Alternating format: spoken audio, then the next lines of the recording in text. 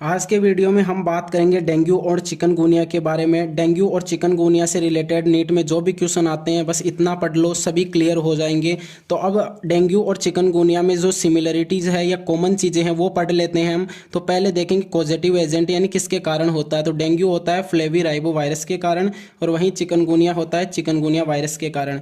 तो flavi ribo virus में flavi है जीनस और राइबो यानी आरएनए वायरस। तो ये flavi ribo virus RNA virus है, वहीं चिकनगुनिया वायरस भी एक आरएनए वायरस ही है।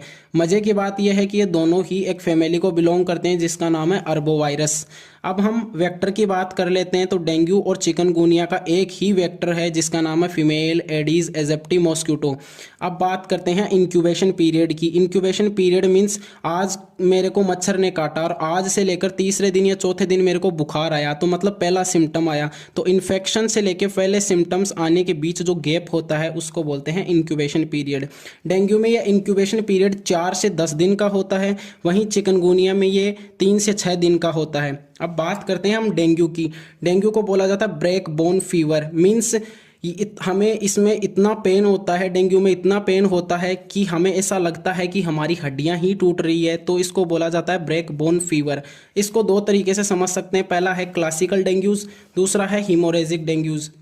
आपने सुना होगा कि डेंगू में अक्सर प्लेटलेट्स गिर जाती हैं, तो हम क्लासिकल डेंगू देख लेते हैं। इसमें है platelets decrease, high fever, dehydration, muscles pain, body races, severe pain around eyes. Eyes के सराउंडिंग में सीवियर पेन होने लगता है, इसको बोलते हैं क्लासिकल डेंगू। अब मेरे को क्लासिकल डेंगू हो गया, अब ये सही नहीं हो पाया या ठीक नहीं हो पाया या मैंने सही से इलाज नहीं कराया, तो फिर क्या होगा? तो फिर होगा ब्रस्टिंग ऑफ ब्लड कैपिलरीज। हमारी ब्लड कैपिलरीज फट जाएंगी और बाहर की ओर ब्लड जमा हो जाएगा।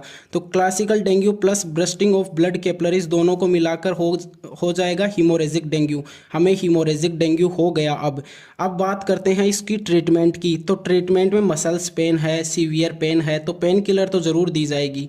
अब बात करते हैं एंटीपायरेटिक्स। एंटीपायरेटिक्स, हमें फीवर है तो एंटीपायरेटिक्स भी दिया जाएगा।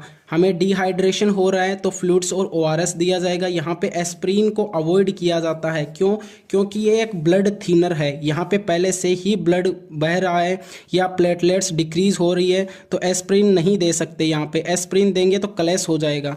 बात करते हैं डायग्नोसिस की। तो सीबीसी किया जाएगा, टोर्निक्यू टेस्ट किया जाएगा, आरटीपीसीआर और एलाइजा किया जाता है। अब बात करते हैं चिकनगुनिया की। तो चिकनगुनिया का नाम चिकनगुनिया ही क्यों है ये भी बताऊंगा मैं, क्योंकि इसमें इतना ज़्यादा पेन होता है, इतना ज़्यादा पेन होता है कि जो बॉडी है वो ट्विस्ट होकर एक चिकन की तरह शेप ले लेती है। बॉडी ट्विस्ट होकर एक चिकन की